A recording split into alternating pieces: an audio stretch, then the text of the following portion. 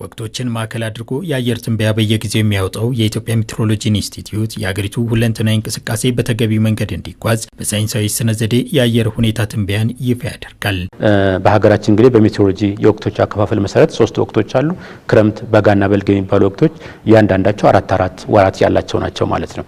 ስለዚህ ኢንስቲትዩቱ እነዚህ ወቅቶች ከመጀመራቸው አንድ ወር ቀደም ብሎ በእያንዳንዱ ወቅት ስለሚኖረው የዝናብ መጠንና ስርጭት ስለሚኖረው አዎንታዊና አሉታዊ ተጽዕኖዎችን ቅድመ ማስጠንቀቂያዎችና ምክረ ሀሳቦችን በማዘጋጀት ፎረም በማዘጋጀት ለተለያዩ ባለድርሻ አካላት ይሰጣል ማለት ነው። ይህን ተከትሎ የክረምት ወራት ትንበያውን ይፋ ያደረገው ኢንስቲትዩቱ በመጀመሪያዎቹ 2 የክረምት ወራት በተለይ የክረምት ዝናብ ተጠቃሚ በሆኑ አካባቢዎች የታየው የዝናብ መጠን መደበኛና ከመደበኛ በላይ ሆኖ ተመዝግቧል ነው ያለው። ይህ ሂደት እውን ከመሆኑ በፊት አመላካች ትንበያዎች ይፋ ተደርገው እንደነበር የኢንስቲትዩቱ ዋና ዳይሬክተር ፈጠነ ተሾመም ከፋና ሚዲያ ኮርፖሬሽን ጋር በነበራቸው ቆይታ አንስቷል። አብዛኛዎቻቸው ቦታዎች ላይ ከመደበኛ በላይ 65% መደበኛ በላይ የመሆን እድል እንዳለው ትንበያ ተሰጥቷል ማለት ነው።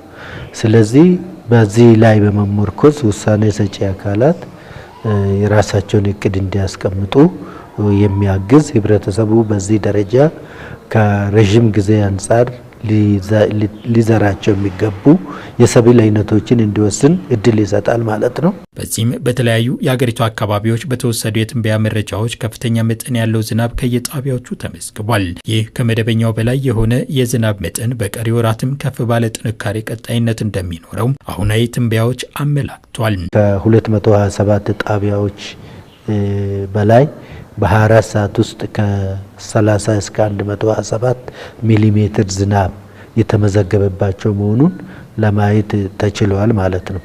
ይሄ ሁኔታ እንግዲህ በቀጣይ ቀሪ የክረምት ወራት ነሐሴና መስከረም ላይ ተጠናክሮ እንደሚቀጥል ዓለም አቀፍ የሜትሮሎጂ ገጽታዎች የሚያሳዩ ስለሆነ ያን አይነት ሁኔታ ተጠናክሮ ይቀጥላል። እንዲህ ያሉ የአየር ሁኔታዎች ለመኸር እርሻ አብቃይ ለሆኑ አካባቢዎችና ለመስኖ ግድቦች በጎ ሚና የሚኖራቸው ሲሆን ይህን በአግባቡ መጠቀም ይገባል ከስራ ኃላፊዎች የቀረበ ምክር ሀሳብ ነው። ባለፉት ወራትም በመጪዎቹ 2 ወራትም የነበረውና የሚኖረው የዝናብ መጠንና ስርጭት የተለያዩ የግብርና የስራ እንቅስቃሴዎችን ለማከናወን በሀገራችን በሚገኙ የውሃ ተፋሰሶች በቂ የውሃ መጠን የውሃ አቅርቦት እንዲኖራቸው እጅግ ከፍተኛ ጠቀሜታ ይኖራል ማለት ነው። እንደዚሁም በተለያዩ የሀገራችን አካባቢዎች ላይ በርካታ የአካባቢ ጥበቃ ስራዎችን ወይንም የአረንጓዴ አሻራ መርሃ ግብርን ለማከናወን ባለፉት 2 ወራት የነበረው የዝናብ መጠንና ስርጭት እጅግ ከፍተኛ ጠቀሜታ ነበረው ማለት ነው። የክረምት ዝናብ በተለይ ሐምሌና ነሐሴ ከፍተኛ መጠን ላይ የሚደርስ ከመሆኑ ጋር ተያይዞ በክረምት ዝናብ የሚኖረውን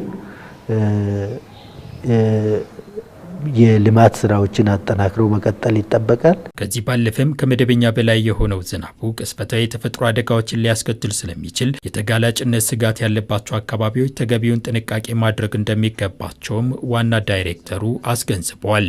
መጠነኛ ወይንም መካከለኛ መጠን ያለው ዝናብን ቢዘንብ ለጎርፍ ተጋላጭ ሊሆን እንደሚችል ቅጽበታዊ ጎርፍ፣ የወንዞች ሙላት እንዲሁም ደግሞ የመሬት መንሸራተትን ሊያስከትሉ የሚችሉ የዝናብ ሁኔታ ሊከሰት እንደሚችል ግንዛቤ በመውሰድ በቀሪ የክረምት ወራትም ተመሳሳይ ጥንቃቄዎች ተጠናክሮ መቀጠል ይኖርባቸዋል ነው። በከተሞች አካባቢ ለዚህ የሚመች የውሃ ቦዮችን የመጠራረግ ስራ ትኩረት ሊያገኝ ይገባል።